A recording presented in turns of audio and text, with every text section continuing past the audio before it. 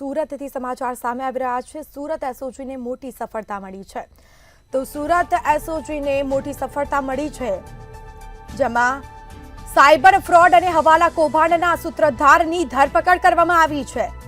Fraud અને હવાલા કૌભાંડ ચલાવતા મહેશ દેસાઈની આખરે ધરપકડ થઈ છે।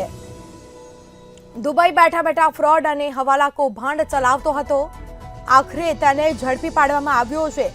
આરોપીને ઝડપવા એસઓજીને અલગ અલગ ટીમો કામે લાગી હતી।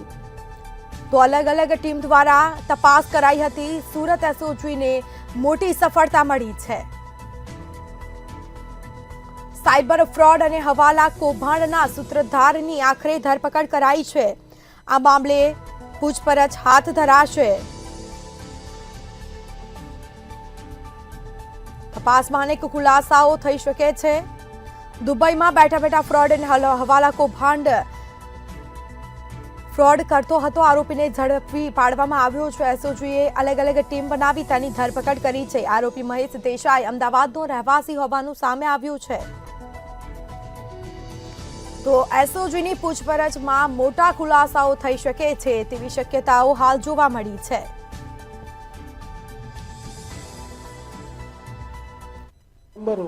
એક હવાલાનું રેકેટ ચલાવી રહ્યા છે ને એ લોકો કેશના બદલામાં યુએસડીટી ટ્રાન્સફર કરવાના જે રેકેટ છે ચલાવી રહ્યા, ત્યારબાદ એસઓજીએ રેડ કરી અને ત્યાંથી મકબૂલ અને એનો એક દીકરો અને બીજો એક એમ 3 આરોપીઓ મળ્યા। 33 બેંકની પાસબુકો મળી આવેલી અને ત્યારબાદ ચેક કરતા 88 કરોડના વ્યવહારો પણ મળી આવેલા।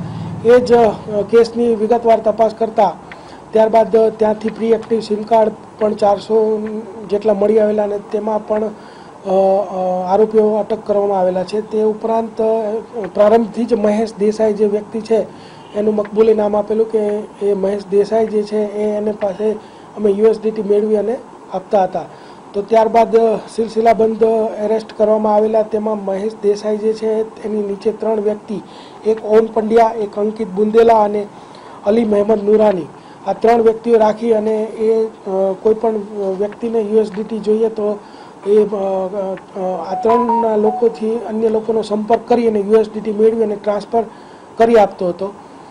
અને ત્યારબાદ અત્યારે છેલ્લે મહેશ દેસાઈ પણ એસઓજીએ ઝડપી પાડેલ છે। એમ ટોટલ અત્યાર સુધીમાં આ કેસની અંદર 88 કરોડથી વધુના વ્યવહારો મળી આવેલા છે।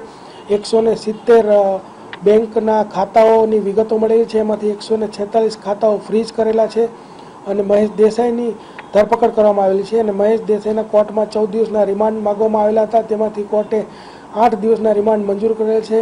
તો આ 8 દિવસ દરમિયાનમાં મહેશ દેસાઈને જે પૂછપરછ કરવાની છે તેમાં તે અહીંયા શું કામ કરતો હતો, દુબઈ જઈને શું કાર્ય કરતો હતો, કોની પાસેથી આ નાણાં મેળવતો હતો ને કોની પાસેથી યુએસડીટી લઈ અને ટ્રાન્સફર કરતો હતો, તે ઉપરાંત તે વિદેશી નાગરિકોનો પણ સંપર્ક